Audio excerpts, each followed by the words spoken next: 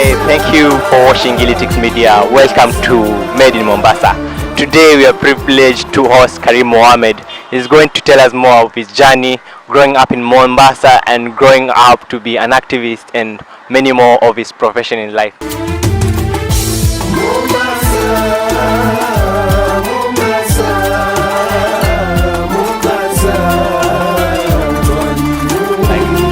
Thank you and welcome to Made in Mombasa.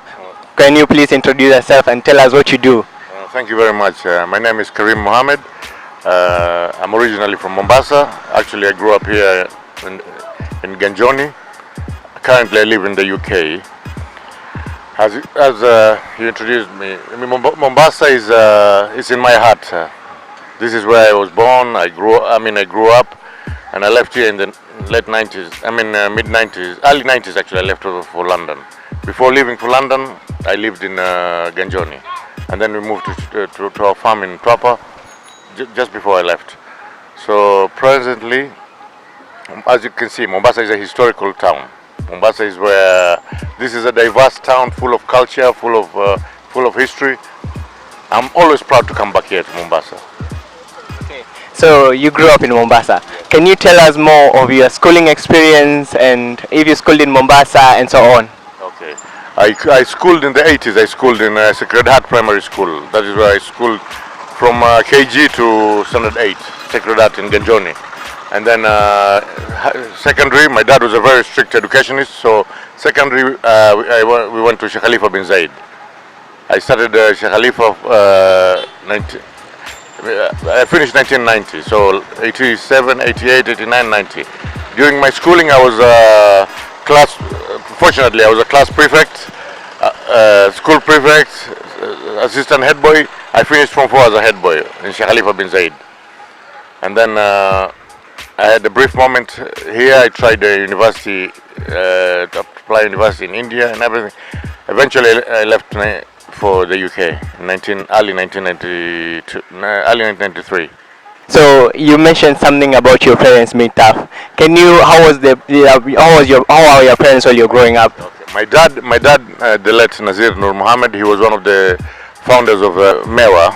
My dad is among the founders. It was an education-based thing. So we started going to tuitions, those MEWA tuitions. We had one in Liwatoni. So my dad was very keen on education. The engineering panel of MEWA, he was the head of it, electrical engineering. So he taught. He was during his off time. He used to teach in MEWA's tuitions.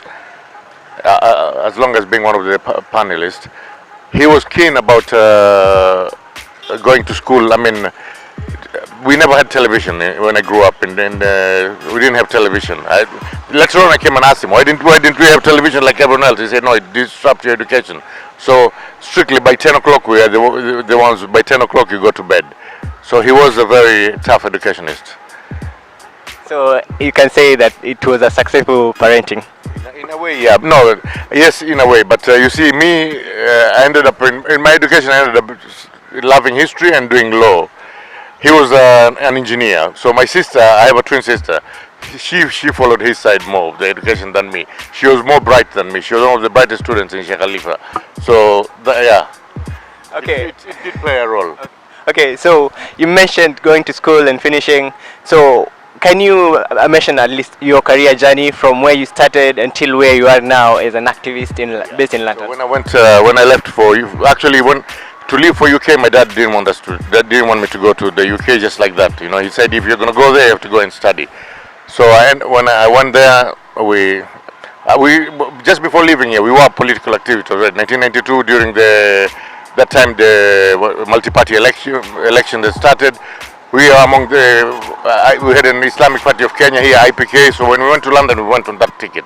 So I was a political activity from the beginning, and then that's how, from there, when I saw a lot of people arriving in the UK, and I knew all these people, they need help.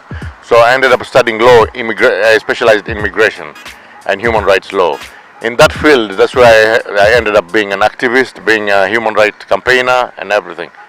Because I was based. A lot of people who came in, I helped them settle down there from East Africa. Okay. So in that journey, obviously you face some challenges and successes, just like life, the ups and downs. Yes. What are some of the challenges you face and also the successes that you have enjoyed during the career journey? The challenges are actually coming back to when I was there abroad. You deal with a lot of nationalities. The whole world is there in the UK, so it broadens your spectrum. But when you come, then when I decided to start helping back home, helping our people, you see, we live in a quagmire. Our people, we are among the toughest people, individuals to deal with. That's why people label us as Swahili. But I'm one of the believers. I'm not a quitter. I don't believe in quitting on our people like everyone else. I say we will go with them the same way they want us to go. We will deal with them the same way they want us to deal with them. I don't have too much negative thoughts about that. We will stay like this forever. No, I believe we will come out of this quagmire. So that's like more of a challenge that you faced. So the successes. Success, I will say we have, for example, we started a group, Mombasa.Doing. We are doing a lot of charity works here in Mombasa while we were based in the UK. So the challenges you get is when you try to unite people. You get a lot of negative vibes from everyone. That's typical of us here in Mombasa. So I don't dwell on the negativity. I am a very positive person. I believe one day everything will change. If not this generation, the coming generation will do that. Okay, so you mentioned Mombasa and people being of tough kind of people. Yeah. So can you highlight on the current socio-economic status of Mombasa? The current socio-economic status of Mombasa needs a lot of awakening. Actually, it needs a proper awakening. We've seen a few changes. We've seen the thing is all these guys who are most of these guys are in leadership now. They're people I grew up with here in Mombasa. Seeing them on board gives us hope. But we do need more. We do need more changes. The current pace of change is too slow. We need an upheaval. We need everything to ride in a escalating mode. The problem we have again also is the what do you call it? The youth. The youth. Most of them you'll see them. They're unemployed.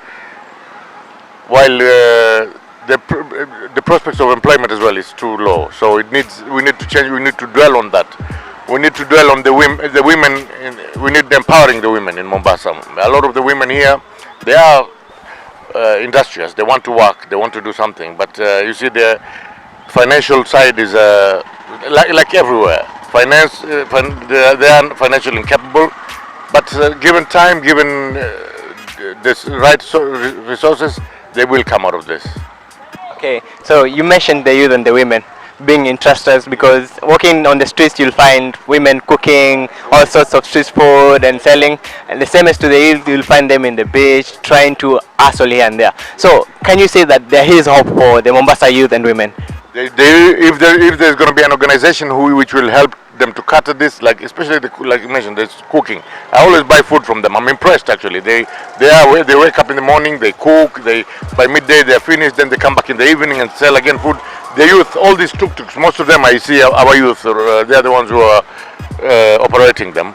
So and the border borders and everything. So we need to come out of the negativity that this place Wabara they've taken over or whatever. Everyone has a chance here, given the chance. This is a small little town compared to I live in London. I see there's a lot of youth there who are doing nothing. They say street crimes and everything. This is a very small red. So the youth can come out of this thing, this drug scourge and everything, but it just needs proper leadership. So in Mombasa, there are area of things that we are proud of that even tourists come and see, like currently on For Jesus. Yes. So what are you proud of Mombasa? And also, what would you wish to see change about Mombasa? Mombasa, like I said, the history of Mombasa is unique actually. We have a very unique history in Mombasa. That's as you can see with the fort, we are a product of a lot of nationalities which passed through Mombasa to end up being.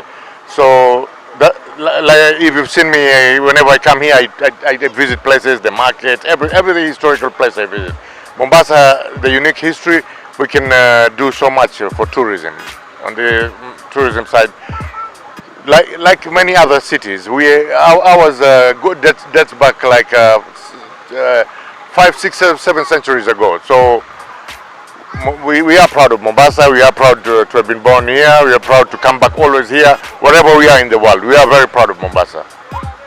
So what's your parting shot to the people of Mombasa, and what can you tell the people of Mombasa? My parting shot, Mombasa, we need to wake up. We need to do more than what we can do. We need to stop dividing ourselves politically. We're better than that, I think.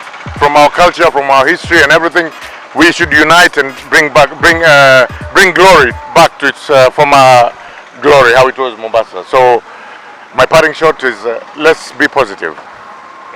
Thank you. Okay, thank you for watching. That's all from today from Made in Mombasa.